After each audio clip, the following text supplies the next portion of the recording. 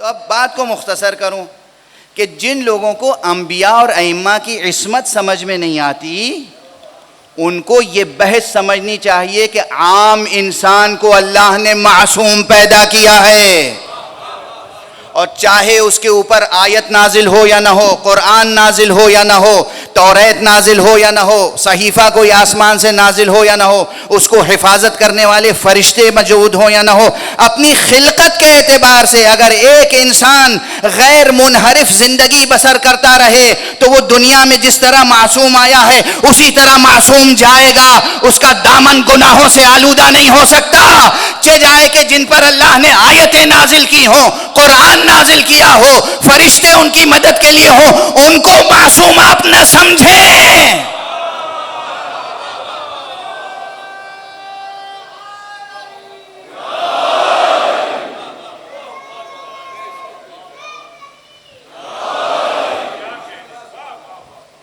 واضح ہوئی کس بلندی پہ گفتگو ہے، اور واضح ہوئی ان کی جو کہتے ہیں اسلام میں سب سے خطرناک نظریہ یہ ہے کہ 12 اماموں کی معصوم ہونے کا نظریہ، اس سے بڑا خطرناک کا لفظ ہے، سب سے خطرناک نظریہ اسلام میں جو انٹروڈیوس کیا گیا وہ عصمت کا نظریہ ہے۔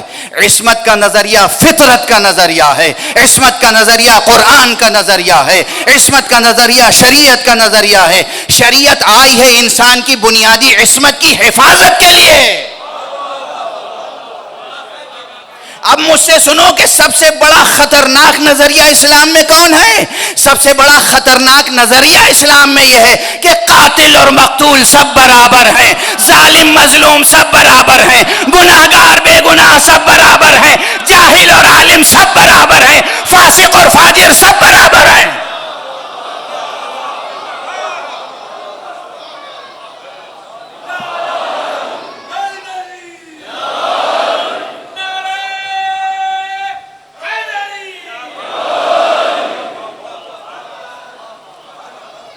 یہ وہ برابری کا نظریہ ہے جس نے ملت اسلامیہ کے چہرے کو روح سیاہ بنا دیا ہے۔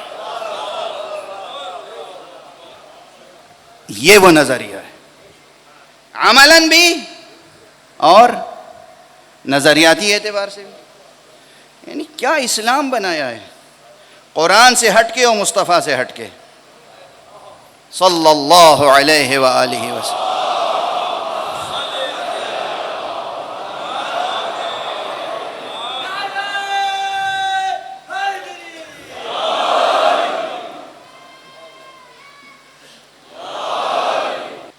یہ ایک پروسیس ہے۔ آپ لوگوں نے نئی صحافت میں ایک لفظ بہت سنا ہوگا، یورینیم کی افزودگی، انریچمنٹ آف یورینیم، ہے نا؟ یہ ایک سائنس ہے، یہ ایک پروسیس ہے، اس کا ایک پورا سیٹ اپ ہے۔ تو آپ کے اندر جو روح ہے نا، نفس، یہ آپ کے اندر کا یورینیم ہے۔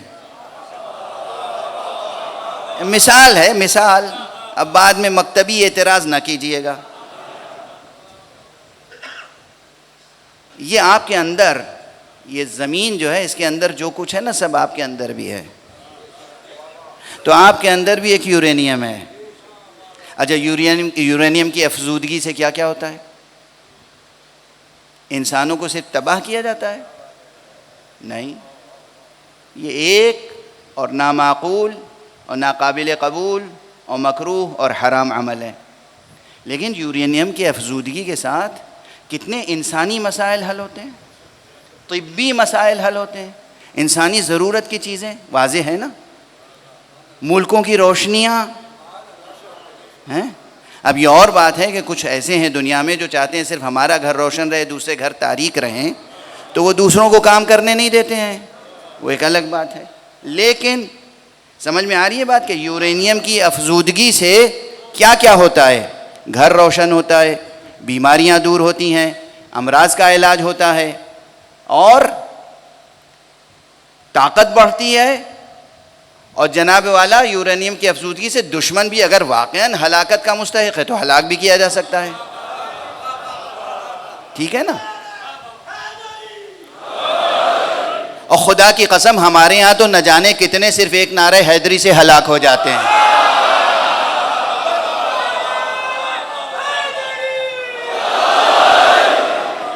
اس میں کسی شک کی گنجائش نہیں.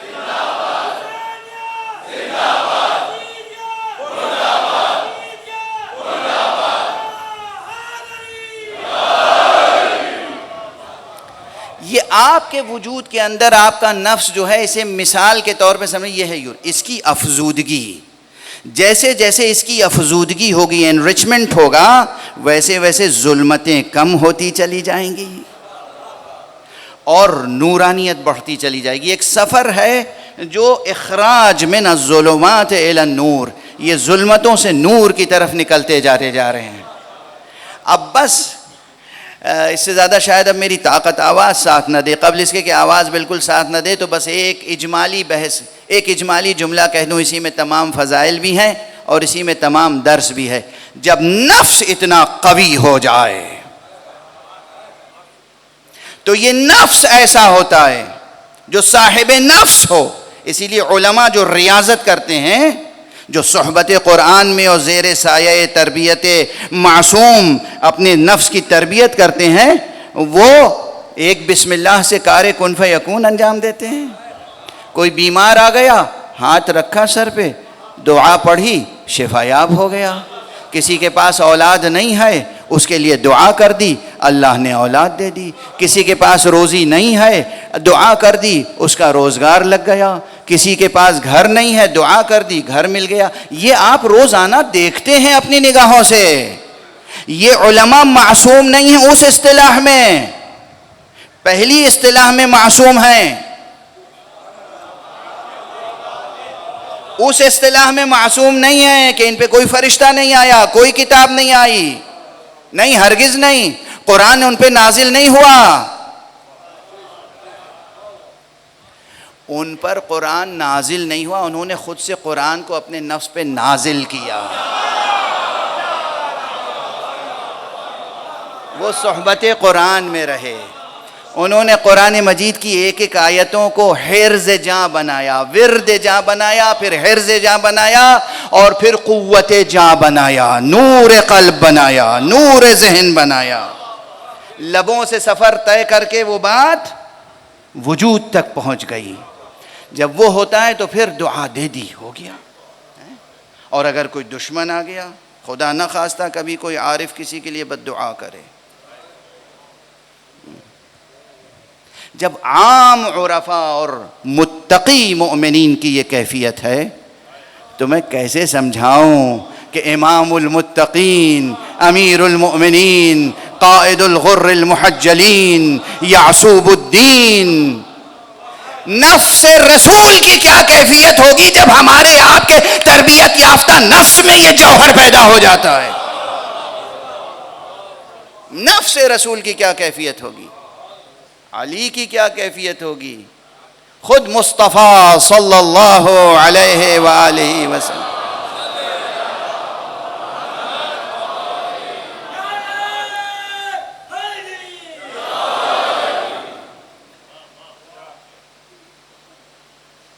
اس گفتگو کو یہیں روک لیتا ہوں، وقت گزر گیا، اس سے زیادہ طاقت نہیں ہے جسم میں کہ گزارش کروں، یہیں روک لیتا ہوں. ان کا نفس نفیس محتاج بھی نہیں تھا کہ انریچمنٹ کے پروسیس سے گزرے. یہ سب ہمارے لیے ہے. یہ جو پروسیس ہے نفس کے انریچمنٹ کا، یہ ہمارے لیے ہے، عام انسان کے لیے. یہ معصومی اللہ کی حجتیں ہیں. اب تصور کیجئے، بغیر مصائب پڑھے ہوئے آنکھوں سے آنسو بہتے ہیں اور سر و سینہ پیٹنے کا دل چاہتا ہے انسان کا.